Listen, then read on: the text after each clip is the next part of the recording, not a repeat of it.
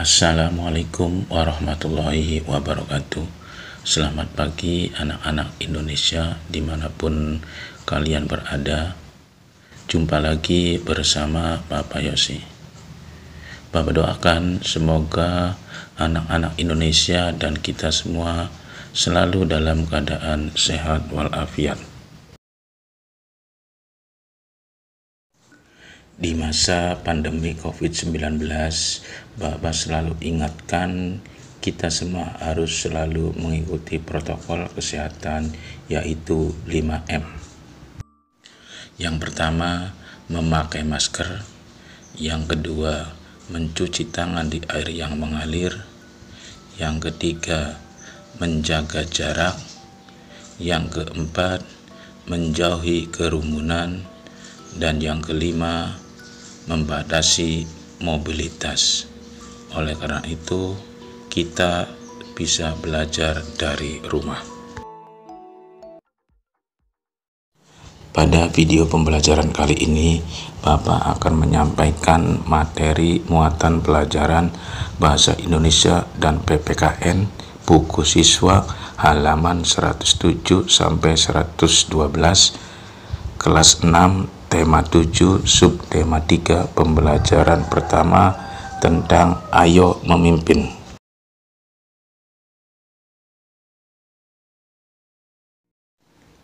Baik anak-anakku, pada video pembelajaran yang lalu Bapak sudah menceritakan mengenai semut dan belalang. Belalang menyadari atas kekurangannya. Semut hidup dengan bergotong royong.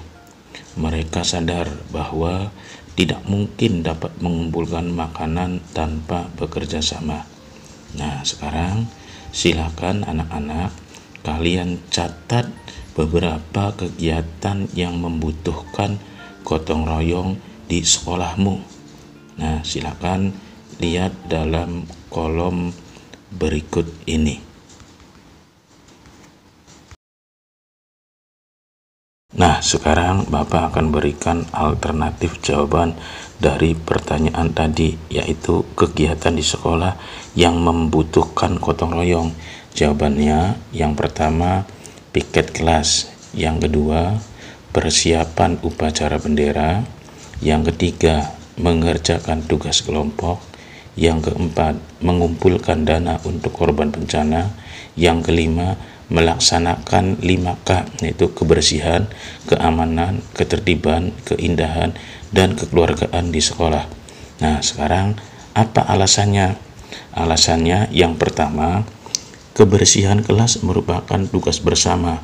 Kalau dikerjakan bersama akan lebih mudah dan cepat selesai. Yang kedua, upacara bendera merupakan kegiatan bersama. Jika tidak ada semangat gotong royong, maka kegiatan upacara bendera bisa gagal terlaksana.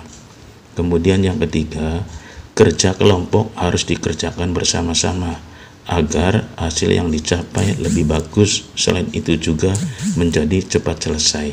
Kemudian yang keempat, mengumpulkan secara bersama-sama hasil yang diperoleh lebih banyak daripada dilakukan sendiri. Kemudian jawaban yang terakhir alasannya adalah pekerjaan cepat selesai. Baik anak-anakku, sekarang selanjutnya silakan nanti kalian membaca dari bacaan yang nanti akan Bapak tampilkan. Namun untuk lebih jelasnya nanti akan Bapak bacakan bacaan tersebut. Sejahtera bersama koperasi. Secara sukarela, sebagian besar guru dan karyawan di SD Palapa menjadi anggota koperasi karyawan. Koperasi ini didirikan sejak 5 tahun yang lalu. Terasa benar oleh mereka manfaat menjadi anggota koperasi ini.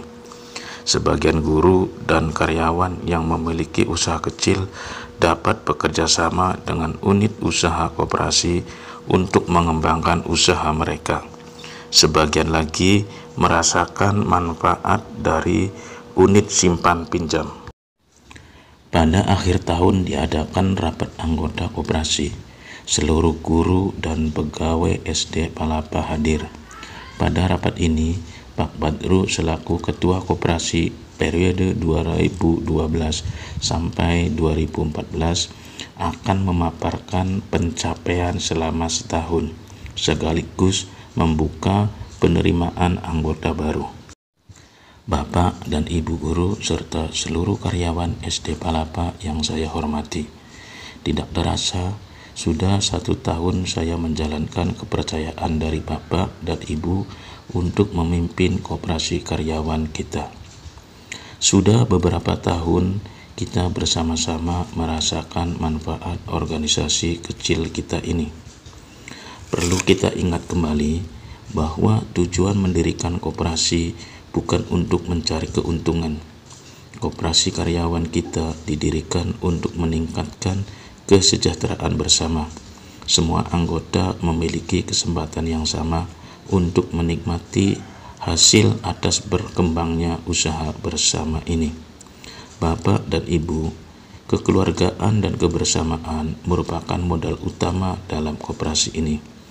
Peduli terhadap jalannya usaha koperasi menjadi kewajiban tiap anggota, bukan hanya tugas ketua atau pengurus.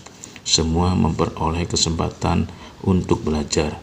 Secara mandiri, kita menetapkan jenis usaha koperasi dan menjalankannya. Pengurus yang melaksanakan, anggota yang mengawasi dan memberi masukan. Keuntungan pribadi tidak diutamakan. Justru melalui koperasi, kita mengasah kepedulian terhadap kebutuhan anggota lain. Sudah 5 tahun berjalan, semua keputusan kita tetapkan bersama secara musyawarah. Begitupun dengan keuntungan koperasi di tahun ini. Apakah akan dibagikan kepada anggota atau akan dimasukkan kembali sebagai penambah modal, akan kita diskusikan dalam rapat besar hari ini. Bapak dan Ibu, rapat besar koperasi tidak hanya untuk anggota, namun terbuka untuk semua. Justru saya ingin semua keluarga besar SD Palapa menyaksikan proses musyawarah ini. Saya ingin semua menyaksikan bahwa banyak hal yang dapat dipelajari melalui koperasi karyawan. Saya ingin semua merasakan bahwa kesejahteraan bersama dapat diwujudkan melalui kepedulian, kekeluargaan, serta kebersamaan. Baik anak-anakku, tadi sudah Bapak bacakan bacaan yang berjudul Sejahtera Bersama Koperasi. Nah, sekarang silakan anak-anak kalian baca sekali lagi ya, isi pidato dari Pak Badru. Nah, kemudian silakan kalian tuliskan pesan-pesan yang kamu temukan ya. Lihat seperti dalam tabel kolom berikut ini.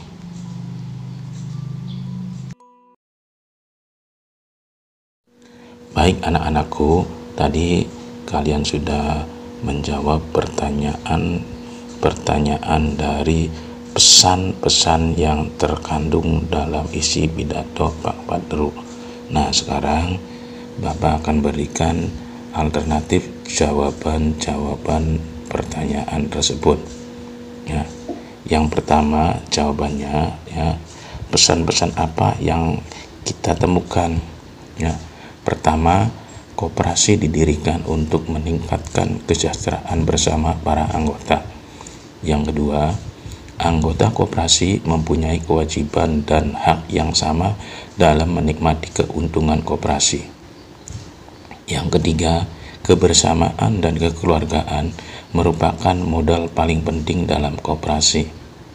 Yang keempat, kewajiban setiap anggota untuk menjalankan koperasi demi kesuksesan koperasi dan bukan tergantung pada ketua atau pengurus koperasi.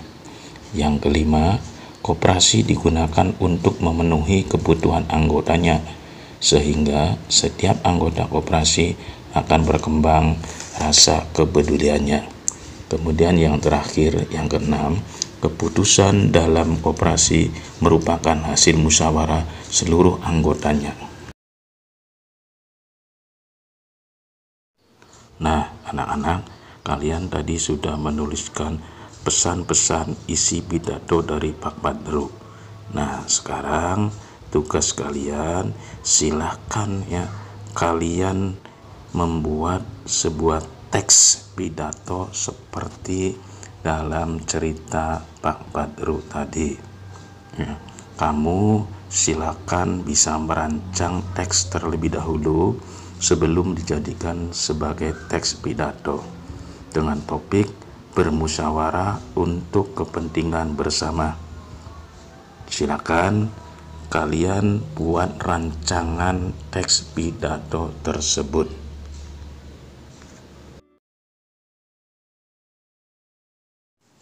Baik anak-anakku, sekarang Bapak akan berikan contoh rancangan teks pidato. Topik bermusyawarah untuk kepentingan bersama. Salam pembukanya berisi kalimat sapaan. Kemudian pendahuluannya memaparkan tentang musyawarah mufakat. Kegiatan intinya berisi tentang bahasan topik bermusyawarah secara lengkap, manfaat yang diperoleh, tujuan dan dampak dari musyawarah.